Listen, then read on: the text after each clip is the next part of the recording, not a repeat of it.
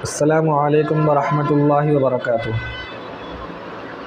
साथियों, हज 2026 में जिन लोगों का सिलेक्शन हो गया था पूरा के बाद उन्हें 6-7 दिन का टाइम दिया गया था कि आप पैसे जमा कर दीजिए 1,52,300 रुपये।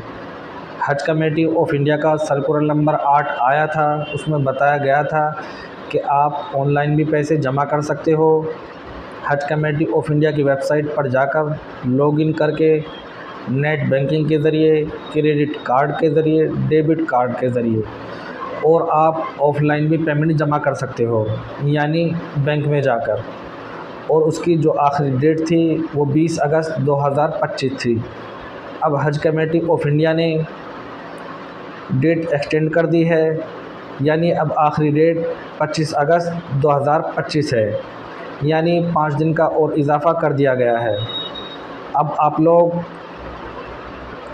25 अगस्त रात 12 बजे से पहले 1,52,300 रुपये हज कमेटी ऑफ इंडिया के अकाउंट में जमा कर दीजिए।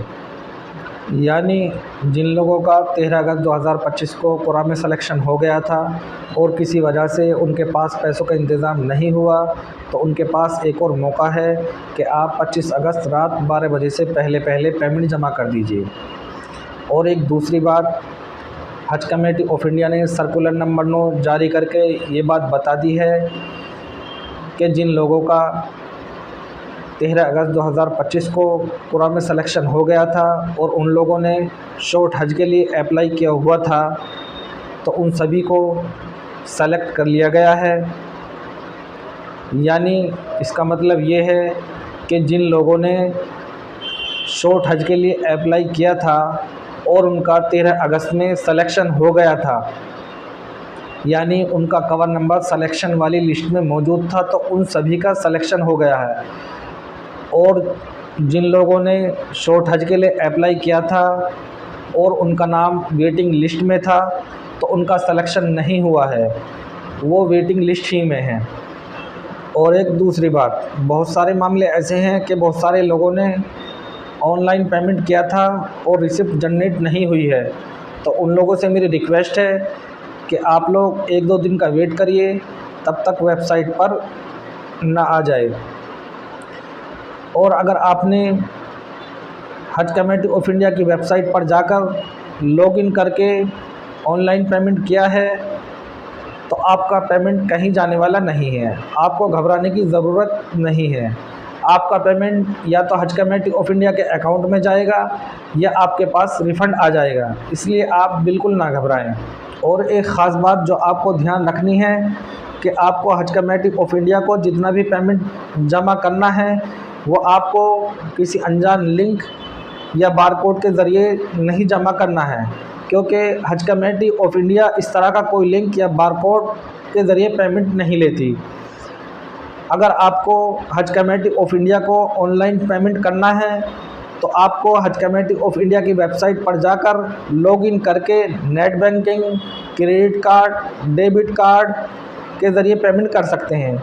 इसके अलावा ऑनलाइन पेमेंट करने का कोई ज़रिया नहीं है, इसलिए ये बात ध्यान में रहे।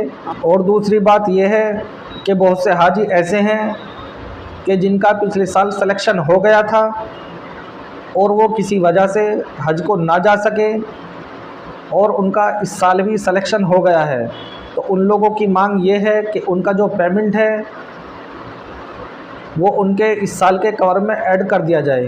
तो ऐसा बिल्कुल मुमकिन नहीं है।